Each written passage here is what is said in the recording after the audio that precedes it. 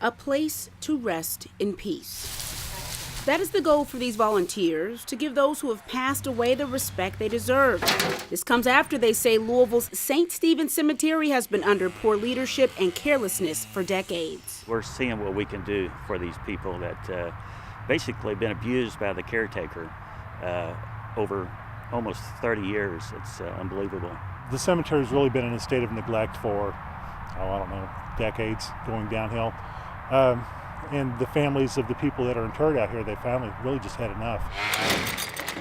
It's been a rough few weeks at St. Stephen's Cemetery. As we first reported to you earlier this month, families contacted WHAS 11 telling us their loved ones had their headstones destroyed or couldn't find their family member and were met with many difficulties in reaching those in charge.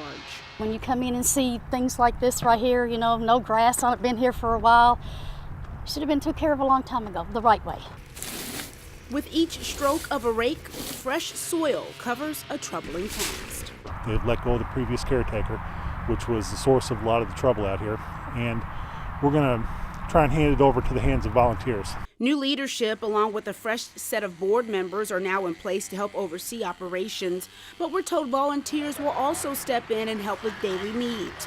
The former caretaker was fired by the cemetery board of directors after several family members complained and protested about the condition of this cemetery. I do a lot of volunteering and it makes me feel really good now. I'm here helping my people and other people. Fixing headstones, clearing debris, and just a little extra TLC. I'm going to be buried here, as a matter of fact.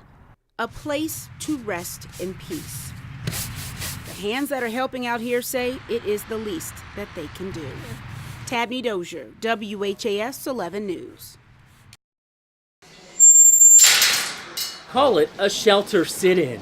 This is something I am extremely passionate about. For the weekend, Paula Sparrow is rooming with the dogs at the Spencer County Animal Shelter. The temporary living arrangements come after this University of Kentucky study listed the shelter as not providing suitable care for the animals. The implication was that we are not a good shelter. We are a needy shelter, not one of the worst shelters. So, through Sunday, Sparrow plans to keep these dogs company to show the conditions are not dreadful. However, she does admit the shelter needs some TLC and some space of its own.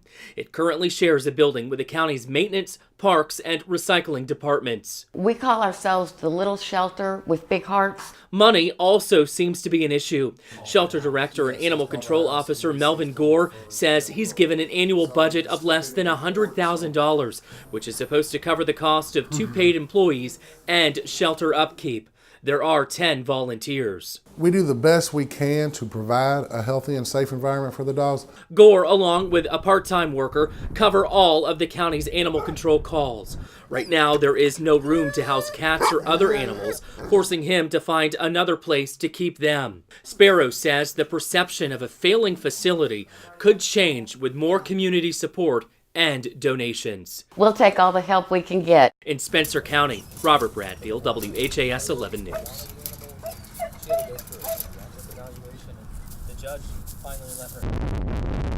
Imagine rushing on I-65 north from Mount Washington, Kentucky to Clark Memorial Hospital in Jeffersonville, Indiana, when suddenly... We had been in the car for about 20 minutes, I guess it was, and all of a sudden my body started pushing involuntarily.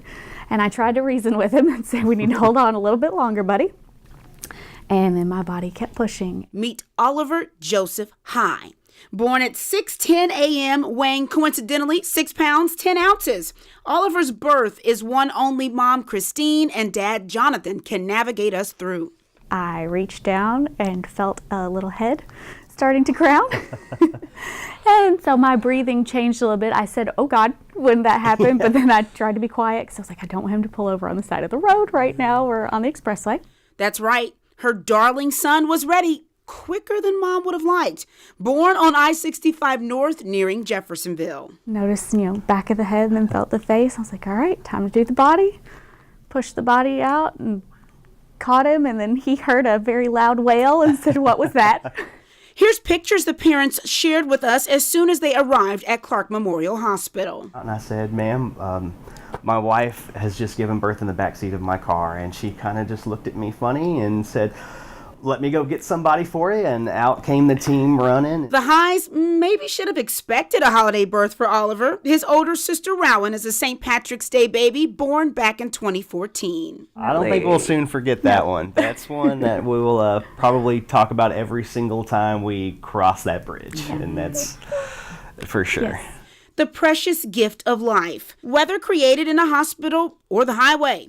It's the joys of beginning a new journey and sharing an unforgettable story. That is what will fill the hearts of Oliver's parents forever. Tabney Dozier, WHAS 11 News. Caulk, check. Ladders, check. Fresh coat of paint? That's covered too.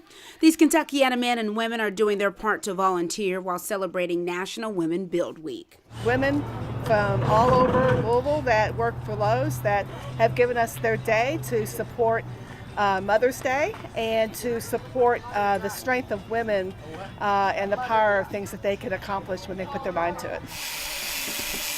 Volunteers tell us there are at least 6 to 8 houses throughout Louisville that are current Habitat for Humanity projects. This assignment takes us to the Schnitzelberg neighborhood.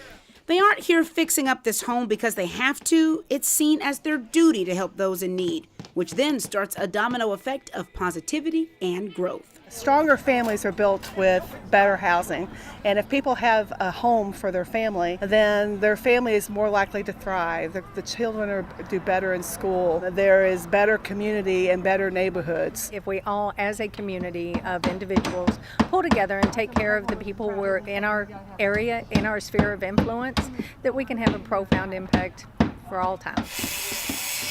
Habitat for Humanity of Metro Louisville was founded back in 1985. Since then, the nonprofit has built or renovated more than 460 homes in Louisville and Oldham County, thanks to volunteers. This Schnitzelberg home is getting an upgrade to its siding to become more energy efficient, among other upgrades. Although there are some men present, this week is all about women. Those who work full-time jobs, raise families, and still find the time to get their hands dirty. We're all brothers and sisters in the Lord, and if you take care of each other, then everyone is going to be in good shape. This elevates the term girl power to a bigger and more influential level. Tabney Dozier, WHAS 11 News. An emotional scene in the Shawnee neighborhood as a shootout claims a life in broad daylight. It's ridiculous. It's scary. As a mother, that could have been my baby. Stephanie Butner lives at 38th Jewel. She says she heard a series of loud pops early Sunday afternoon, but wrote off the noise as firecrackers. We heard about 14 or 15 shots, and about 20 minutes after that, she was going out to play. And she ran back in and said somebody was on the corner dead. Following her 8-year-old daughter outside, Butner saw for herself the traumatic scene her daughter witnessed. It wasn't firecrackers this time. Not this time. It's nowhere close to July, is it, baby? Standing before her 8-year-old child, tall black screens shielding a lifeless body. Yellow tape blowing in the wind. A woman brought to her knees as she learns her loved one is dead. Please. That's somebody's son or brother or dad.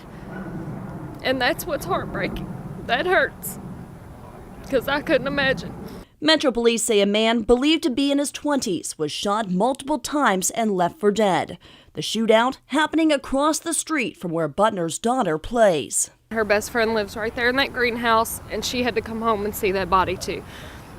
And people don't think about that. I don't want to let her out of the house anymore. I'm scared for her. Standing in the street, her arms wrapped around her little girl, Butner says something has to change. Stop, please, before you hurt a kid.